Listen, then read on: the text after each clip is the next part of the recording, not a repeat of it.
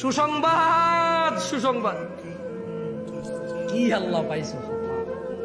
আমি মাঝে মধ্যে চিন্তা করি, আল্লাহ এত দয়ালু না হলে, আল্লাহ এত দয়ালু না হলে আমরা পৃথিবীতেই শেষ হয়ে যেতাম।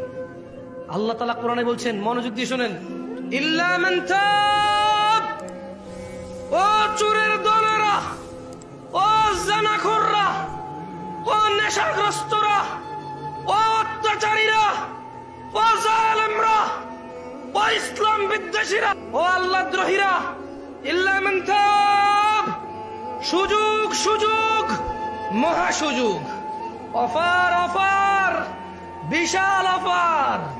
ওহো, কি ঘোষণা আল্লাহ!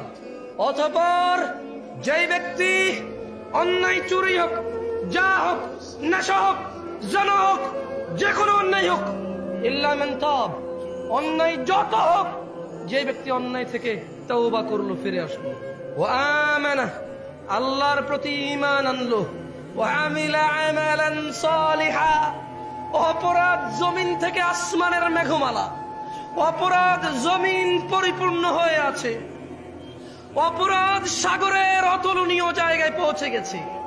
আল্লাহ বলছে, খালি ফিরে আয় রে, তোর অপরাধ কতটুকু অপরাধ, তো ফিরে আয়, মাপ চা, ঈমান আন, ভালো কাজ কর।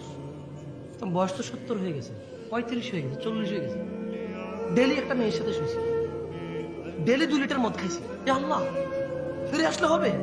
আল্লাহ বলছে, আরে শোন, যদি তুই ফিরে আসস, ঈমান আনস, ভালো কাজ করস, এগুলো তোর গুনাহ পৃথিবী সমান, ফাউলাইকা ইউবাদদিল, আল্লাহ তোর গুনাহ এগুলাকে মাফ তো করবে, সব গুনাহকে, ইউবাদদিলুল্লাহ সাইয়্যাতিহিম হাসানাত, তোর সব গুনাহকে, তোর নেকি নেই, তুই বয়স কম, বইরে যাবে কিছুদিন পরে, বা তুই জানিস না 20 বছর বয়সে মরতে পারিস, তোর তো আমল নাই, তো তোর সব গুনাহকে আমি আল্লাহ নেকিতে পরিবর্তন করে তোর